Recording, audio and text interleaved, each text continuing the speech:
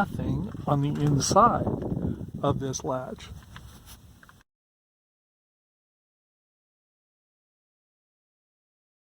Or was nothing on the inside of this latch to allow you to open it from the inside.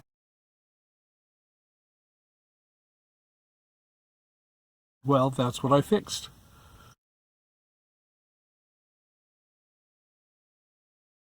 Yeah, it's time to move on. It's time to get going. What lies ahead, I have no way of knowing. But under my feet, baby, the grass is growing. Yeah, it's time to move on. It's time to get going.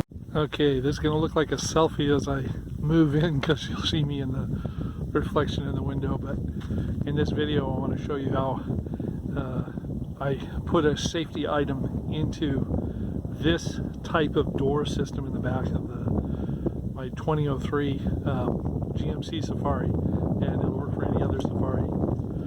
So here we go. It has to do with this latch right here, which is a keyed latch. In other words, it takes a key to open it, or the automatic lock has to take place, and you have to push in here and listen to the sound. That's the solenoids letting loose, and you're able to open this up. Well, once it's opened up, it's fine.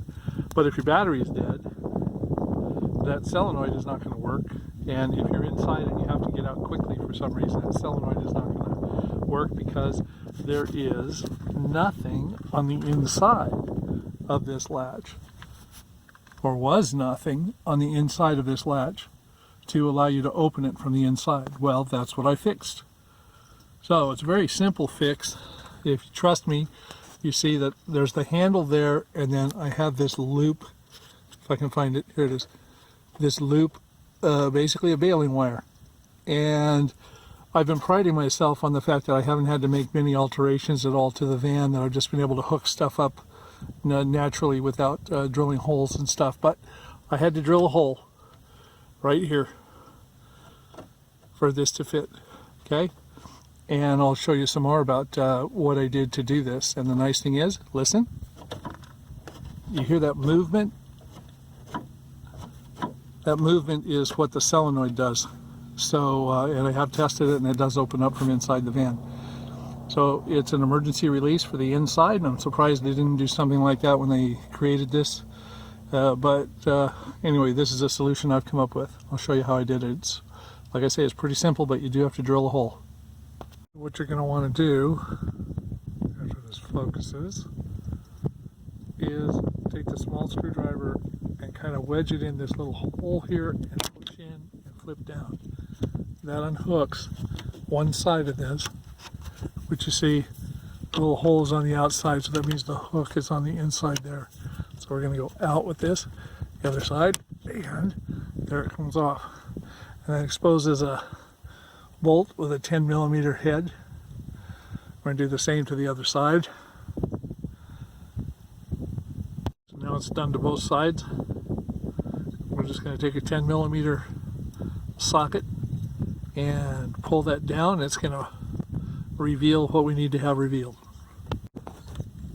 Okay, trying to do this left-handed and one-handed.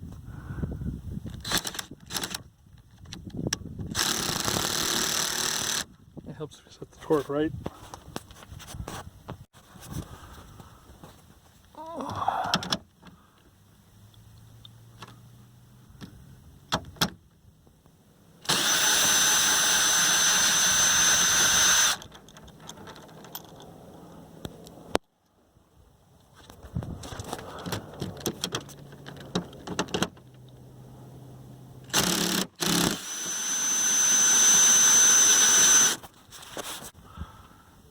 Okay, so that's out. This little piece right here just pops out. All right. Now from here, in order for me to take this off, I'm going to have to dismantle this part that I put in there. But it's worth showing you what to do. You'll notice in this little trough right here, that's opened up after you've exposed this. I don't know if the light will get in there, I'm hoping.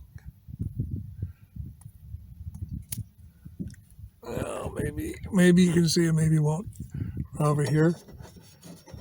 Right here, there's a little shaft. See that? Now watch it move when I push the solenoid. See how it moved to one side or the other? That's what we're going to attach to. What we're going to attach, this piece of wire right here.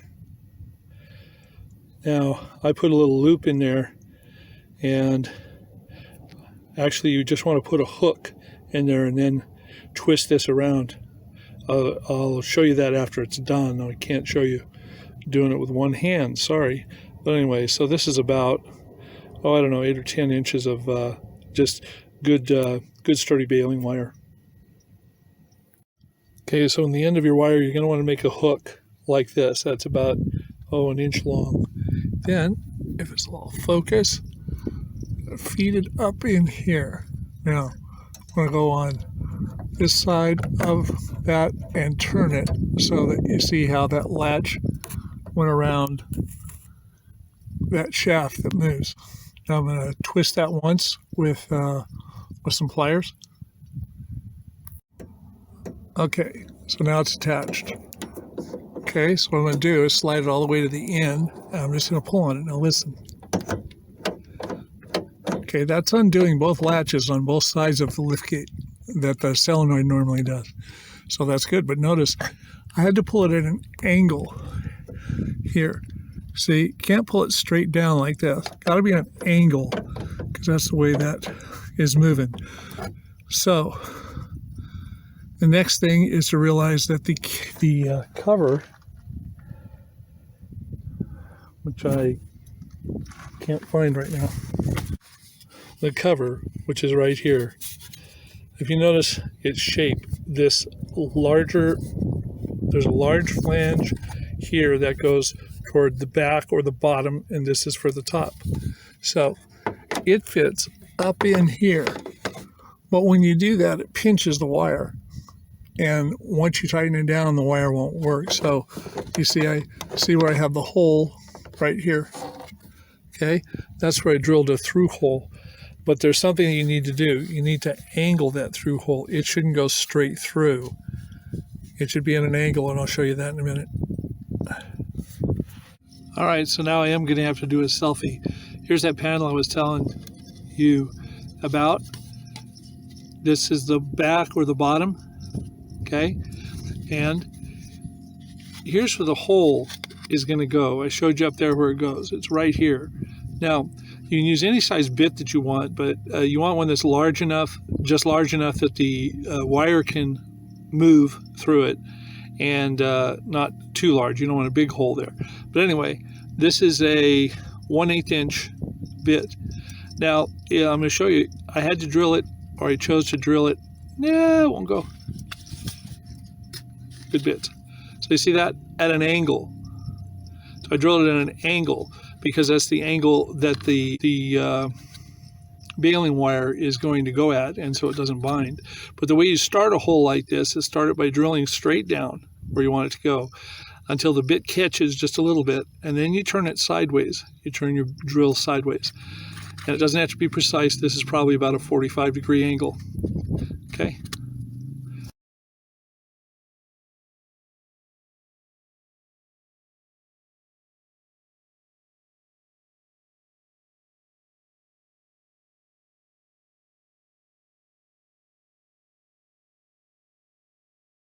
All right, then once you have this plate in place, you need to get your handle right here, which should have one of the screws sticking up in it, because this won't stay in place by itself. Okay, and you want to get the screw started. Okay, so that's started. The second screw right here. All right, again, this is 10 millimeter head size.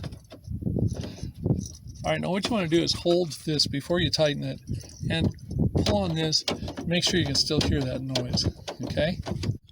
Okay, so now we have it all attached. I don't have the trim pieces put on here yet, but you see you've got the wire dangling down here. Now, I've got about, 6.5 inches of length here. I'm going to do this one-handed. You want to be able to give yourself a bit of a loop with a little, enough of a loop here that hangs out that isn't going to snag on something. And all the time, keep checking, make sure everything is still working, okay?